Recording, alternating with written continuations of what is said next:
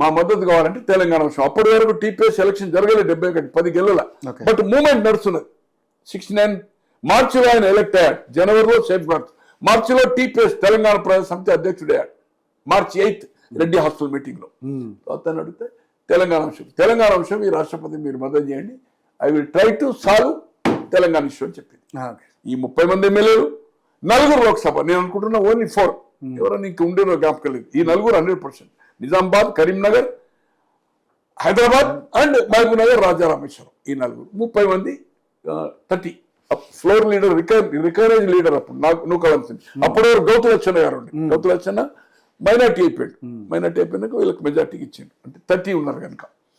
So ఆ ఎన్నికల్లో నీలం సంజీవ్ రెడ్డి గారు ఓడిపోయి వివి గిరి గెలవడం జరిగింది. అప్పటి వరకు ఇందిరాగాంధీ గారి క్యాబినెట్ లో deputy prime minister Morarji Desai, వీళ్ళంతా బయటికి వెళ్ళారు. మొరార్జీ దేశాయ్ గారు, కామరాజ్ గారు, S K Patil, Nijalingappa AICC president and Atul Ghosh, వీళ్ళంతా. ఎస్కే పాటిల్ అని బాంబేలో పెద్ద లీడర్, బిగ్ లీడర్. వీళ్ళందరూ వెళ్ళి ఆ ఎన్నిక సీరియస్. ఇక దాని తర్వాత నాకు గుర్తులేదు, వైస్ ప్రెసిడెంట్ అయింది. ఆ ఎన్నికల్లో అఫీషియల్ క్యాండిడేట్ ఓడిపోయి వివి గిరి గారు గెలిచింది. అలాగే రాష్ట్రపతులు ఏదైతుందో ఈరోజు అవుట్ ఆఫ్ ద టర్న్ అనుకోండి, బీసీ అనే నినాదం అంటుంది. రాష్ట్రపతులు, ఉపరాష్ట్రపతులు అనేది నేషనల్ సబ్జెక్ట్. అవును. తర్వాత రాష్ట్రపతి అన్ఎడ్యుకేటెడ్ కూడా కావచ్చు, కానీ ఉపరాష్ట్రపతి అన్నోడు చైర్మన్ రాజ్యసభ, న్యాయకోవితుడు కావాలి, లేకపోతే నాలెడ్జ్, అపారంగా నాలెడ్జ్ ఉండాలి.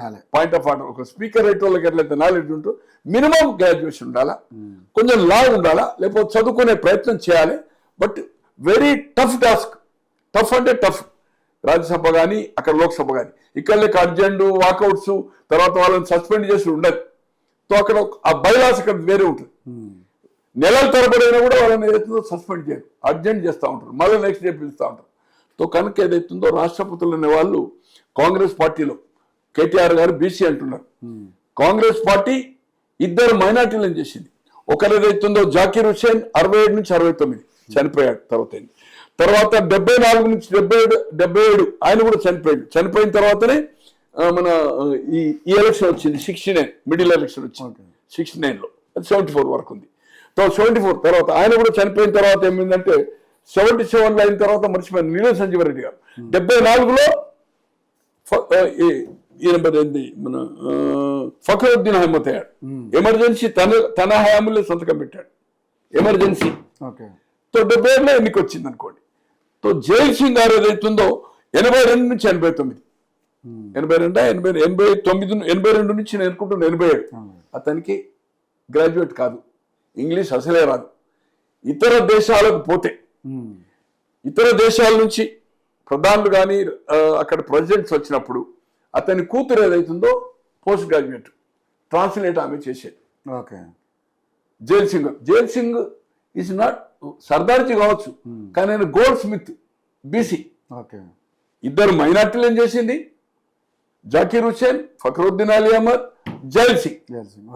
అండ్ 97లో అనుకుంటా, 97లో అనుకుంటా నారాయణన్ దేవగౌడ ప్రధాని ఉన్నప్పుడు ఏదైతుందో యునానిమస్ గా ఏదైతుందో నారాయణన్ కూడా కాంగ్రెస్ ఒప్పుకుంది. అప్పుడు నారాయణ్ గారిని కూడా ఒప్పుకుంది.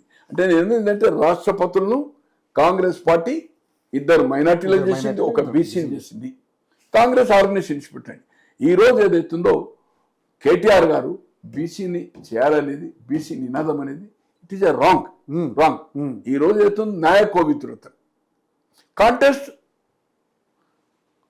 ఆ పరిస్థితి రాకపోవచ్చు. ఇప్పటి వరకు ఓటమి అనేది ఒకటేసారి జరిగింది, అది ఇందిరాగాంధీ ప్రధానిగా ఉండి నామినేషన్ ఫైల్ చేసి.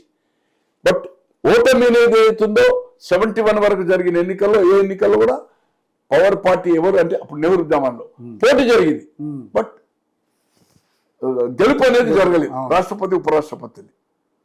బట్ ఈ ఎన్నికల్లో ఖచ్చితంగా ఎన్డీఏ అభ్యర్థి గెలుస్తాడు. కానీ ఇది ఒక, ఎందుకంటే గెలవకున్నా స్ట్రెంత్ లేకున్నా ఇదో ప్రజాస్వామ్య పద్ధతిలో పోటీ అనేది ఉండాలా. నో కాన్ఫిడెన్స్ మోషన్ ఇది లోక్సభలో కానీ అసెంబ్లీలో కానీ 100 ఉన్నాయి అన్ని రాష్ట్రాల్లో. స్ట్రెంత్ లేకున్నా చేస్తారు. ఎందుకు చేస్తారు నో కాన్ఫిడెన్స్ మోషన్? అప్పుడు ఆ నో కాన్ఫిడెన్స్ మోషన్ 3 రోజుల 4 రోజుల చర్చ జరుగుతుంది, కొంత టైం ఉంటుంది, టైం పీరియడ్. దాంట్లో మీరు అన్ని సబ్జెక్టులు మాట్లాడచ్చు, law and order, price rights, everything. But original house నడిచేటప్పుడు మాత్రం స్పీకర్ పరిధిలో ఉంటుంది. కొంత ఆర్డరు, టైము, షార్ట్ క్వశ్చన్స్ అని, డిబేట్స్ అని ఉంటాయి తప్పితే నో కాన్ఫిడెన్స్ మీద ఏది సబ్జెక్ట్ మాట్లాడచ్చు. పాలక పక్షాన్ని ఎత్తి చూపడానికే నో కాన్ఫిడెన్స్ ఉంటుంది. వాళ్ళకు వీళ్ళకు 1/3 ఉన్నా కూడా నో కాన్ఫిడెన్స్ పెడతారు. అలాగే ఈ రోజు ఉపరాష్ట్రపతి ఎన్నిక ఎందుకు కాంటెస్ట్ పెట్టిందంటే ఒక యూనిటీని ప్రదర్శించడానికి. మన దాంట్లోకి ఎవరన్నా బయటకు పోయిందా? ఈ యూనిటీకి ఏదైతుందో రేపు రాబోయే ఎన్నికల సపోజ్ బీహార్ ఉంది, రాబోయే పార్లమెంట్ కు ఒక సెమీఫైనల్ లెక్క. ఈ యూనిటీ తోటి ఏదైతుందో ఈ 20 రోజులు క్యాంపెయిన్ ఉంటుంది, 20 రోజులు గెట్ టుగెదర్ ఉంటాయి. కొన్ని ఇష్యూస్ మీద ఏదైతుందో మనం ప్రొజెక్ట్ చేయొచ్చు, కొన్ని క్రిటిక్ చేయొచ్చు, ఇష్యూస్ మీద మాట్లాడచ్చు అనే ఉద్దేశంతో తప్పితే ఓటమి అనేది, గెలుపు అనేది ఇంపాసిబుల్. ఎందుకంటే స్ట్రెంత్ చూసినప్పుడు ఏదైతుందో 400 పైన అక్కడ ఉంది, 422. ఇంకా న్యూట్రల్స్ ఏదైతుందో ఒక 30 మంది ఉన్నారు. దాంట్లో 4 బీఆర్ఎస్ కావచ్చు, ఒరిస్సా ఎంత ఉందో తెలియదు నాకు, 4 రాజ్యసభ, లోక్సభ అయితే లేరు. ఇక్కడ జగన్మోహన్ రెడ్డి గారు 4 అనుకుంటే లోక్సభ, తర్వాత 7లో 4 పోతే 1 పరిమళ తీసేయండి, 6 రాజ్యసభ అంటే 10 అవుతుంది. 10 + 14 ఒరిస్సా. ఇట్లా న్యూట్రల్స్ అంటే ఇండియా కానీ ఇటు ఇండియా కూటమి లేని వాళ్ళు. సో దీన్ని స్ట్రెంత్ ప్రొజెక్షన్ చేయడానికి కోసం, యూనిటీ కోసం తప్పితే ఈ పోటీ ఏదైతుందో గెలుస్తాని కాదు. గెలుస్తాని కాదు. ఏది ఏమైనా ఏదైతుందో మీరు అడిగినట్టుగా పోటీ ఎప్పుడైనా జరిగిందా అంటే ఇట్ ఈస్ 69 ఆగస్ట్ అంతే.